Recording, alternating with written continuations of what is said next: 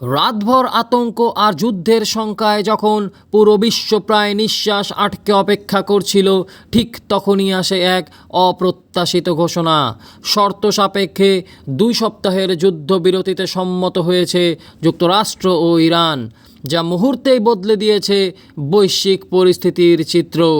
তবে এই চুক্তির পেছনে রয়েছে কঠোর শর্ত।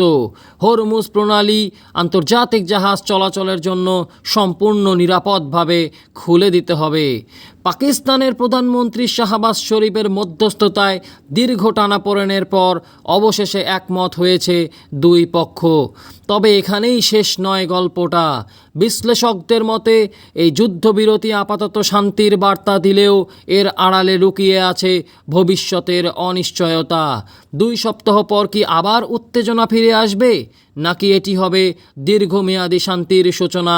এ প্রশ্ন এখনও ঘুরপাক খাচ্ছে বিশ্ব রাজনীতির মঞ্চে। পরবর্তী আপডেট পেতে চ্যানেলটি সাবস্ক্রাইব করে আমাদের সাথেই থাকুন।